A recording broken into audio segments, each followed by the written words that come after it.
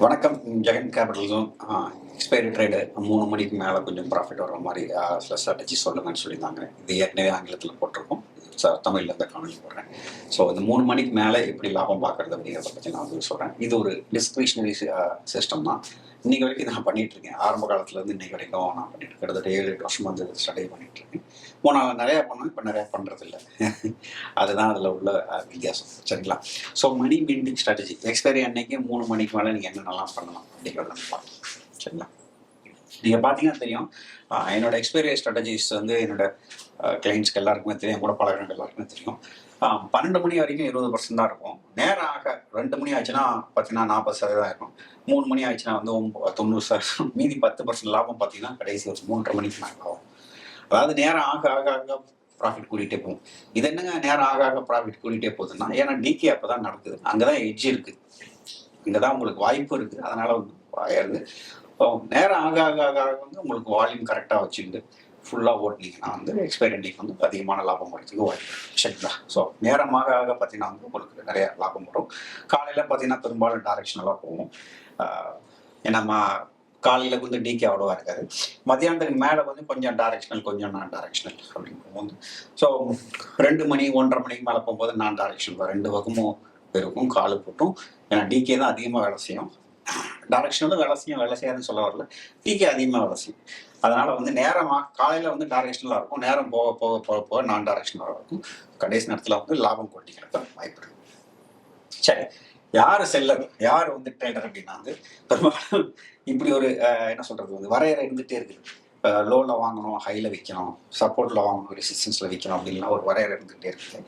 ஆனால் நீங்கள் ட்ரேடிங் அப்படின்னா என்ன அப்படின்னு ஒரு ஏதாவது ஒரு நூல் எடுத்து பார்த்தீங்கன்னா, அந்த நூல் என்ன சொல்லுதுன்னா, ஒரு எட்ஜ் இருந்து அந்த எட்ஜை வந்து நம்ம துஷ்பிரயோகம் பண்ணால் அது இப்போ தான் ட்ரேடிங் சொல்லுது. அப்படி ஒரு துஷ்பிரயோகத்தை தான் நம்ம பண்ண போகிறோம்.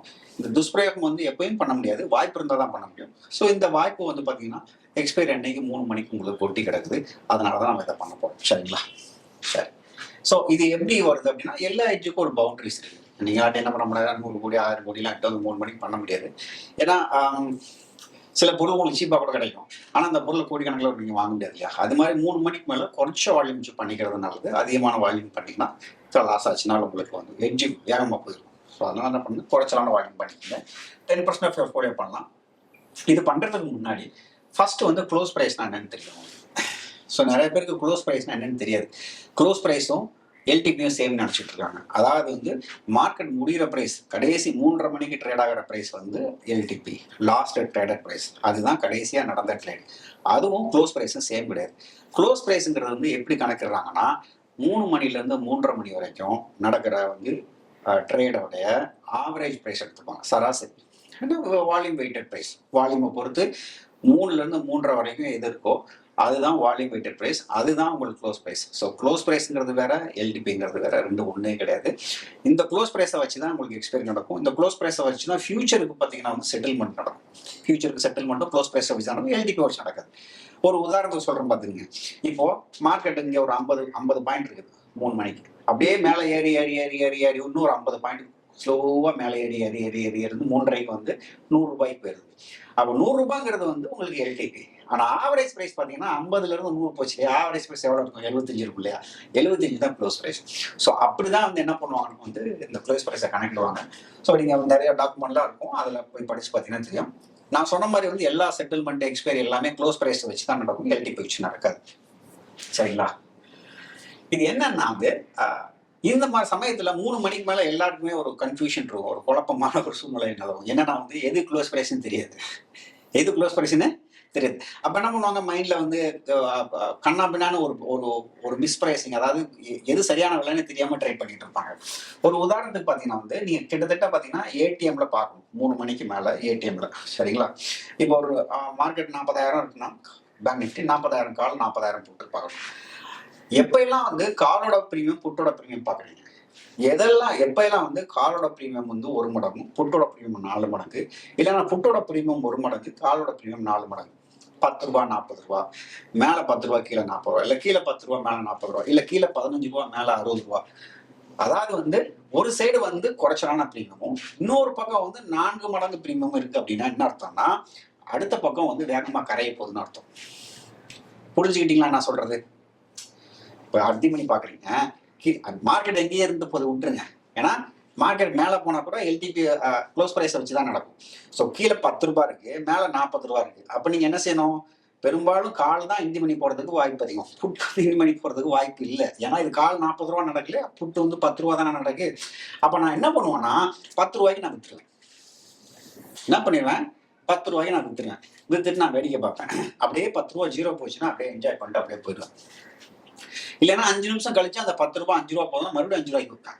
அந்த நேரம் காலோட பிரைஸ் பார்ப்பேன். காலோட பிரைஸ் 40 ரூபா 50 ரூபா நிற்குதுன்னா எனக்கு ரொம்ப சந்தோஷம். காலோட பிரைஸ் 40 ரூபா 50 ரூபா நிற்குதுன்னா என்ன அர்த்தம் அப்படின்னா வந்து மார்க்கெட் வந்து இங்கேருந்து 40 பாயிண்ட் 50 பாயிண்ட் மேலே போய் தான் நிற்குது. வெயிட்டட் ஆவரேஜ் பிரைஸ் புரியுதுங்களா உங்களுக்கு? மேலே போய் தான் நிற்குது.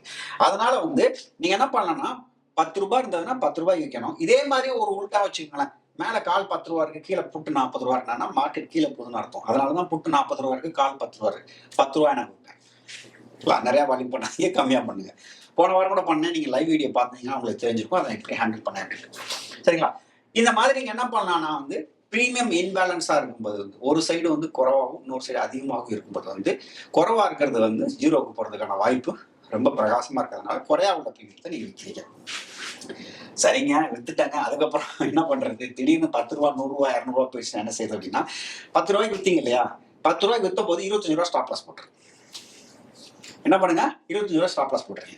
அப்போ 10 ரூபாய்க்கு வித்து 25 ரூபா ஸ்டாப் லாஸ் போனால் 15 ரூபா லாஸ் ஆகுதுல. 25 ரூபா ஸ்டாப் லாஸ் அடிக்க வரைக்கும் சும்மா இருக்கும். 20 ரூபா போகும்போது ஆப்போசிட்ல போய் கால் எடுத்துருங்க. இப்போ கால் புட்டு வந்து 10 ரூபா இருக்கு, கால் வந்து 40 ரூபா இருக்கு. சரி, 10 ரூபாய் விற்கிறீங்க. 10 ரூபாய்க்கு வித்தது கீழே 20 ரூபா வரும்போது காலும் என்ன ஆயிரும்? உங்களுக்கு 20 ரூபா வந்துடும். காலும் உங்களுக்கு 40 ரூபாலேருந்து 20 ரூபா வந்துடும். 25 ரூபா அடிக்குன்னு வச்சுக்கோங்களேன். மேலே ஒரு 15 ரூபாய்க்கு அடிச்சிருங்க, முடிஞ்சு போச்சு. மேலே ஒரு 15 ரூபாய்க்கு வித்துருங்க. ஸோ மேலே ஒரு 15 ரூபாய்க்கு வித்துட்டீங்க, கீழே ஒரு 10 ரூபாய்க்கு. ஸோ 25 ரூபா ஸ்டாப் லாஸ் அடிச்சா கூட உங்களுக்கு நோ ப்ராஃபிட் நோ லாஸ் தான். இப்போ மார்க்கெட் கீழே போக அடிஷனலாக காலை வித்துக்கிட்டே இருக்கலாம். 3 மணிலேருந்து 3:30 மணி வரைக்கும் எந்த ப்ரீமியம்லாம் குறவா இருக்கோ அதை வித்துருங்க. ஒருவேளை அந்த ப்ரீமியம் ஏறாப்ல தெரிஞ்சா ஆப்போசிட்ல வித்துருங்க. புரியுங்களா? எல்லாத்துக்கும் 25 ரூபா ஸ்டாப் லாஸ் போட்டுருங்க. நான் எல்லாத்துக்குமே 25 ரூபா ஸ்டாப் லாஸ் போடுவேன். விண்ணல் வேகத்தில் குறையும். 3 to 3:30 3:15 3:20 வரைக்கும் பார்த்தீங்கன்னா வந்து ஒரு 1/4 மணி நேரத்தில் கொட்டி கொடுப்பான். பெரும்பாலும் பார்த்தீங்கன்னா நான் 2 காலும் 3 புட்டு அந்த மாதிரி தான் வச்சுருப்பேன். அதுக்கு மேலே வச்சுருக்க மாட்டேன். அதாவது செட்டு நான் சொல்கிறேன். நீங்கள் வந்து முதல் ஒரு புட்டை வைப்பேன், அப்படியே போடுறப்ப தான் இன்னும் புட்டு வைப்பேன், கீழே வர்றப்ப தான் மறுபடியும் கால் வைப்பேன், மறுபடியும் கீழே வர்றப்ப தான் மறுபடியும் காலை வைப்பேன், மறுபடியும் மேலே போகிறதா மறுபடியும் புட்டை வைப்பேன். எல்லாத்துக்கும் 25 ரூபா ஸ்டாப் லாஸ் போட்டுருவேன். 25 ரூபா ஒரு பக்கம் அடிச்சதுன்னா இன்னொரு பக்கம் உள்ளது வேகமாக கரைஞ்சிடும். சரிங்களா? இந்த பக்கம் 15 ரூபா ஸ்டாப் லாஸ் போது அந்த பக்கம் ஜீரோ போகிறதுக்கான வாய்ப்பு அதிகம். எப்போ ட்ராப் ஆவீங்கன்னா கீழே போயிட்டு மேலே 25 அடிச்சுட்டு, கீழே போயிட்டு 25 அடிச்சுட்டு, மேலே 25 அடிச்சுட்டு, அப்படி பண்ணும்போது இந்த ட்ராப் ஆவீங்க. ரொம்ப ரொம்ப ரொம்ப ரேருங்க. நான் பார்த்தது வந்து எப்பயாவது வருஷத்துக்கு ஒரு எக்ஸ்பைரி இல்லை 2 எக்ஸ்பைரி அப்படி நடக்கும். அதனால வந்து வாய்ப்புக்காக காத்திருங்கள். காத்திருந்து பண்ணீங்கன்னா இந்த ட்ரேட் ரொம்ப அருமையாக பண்ண முடியும்.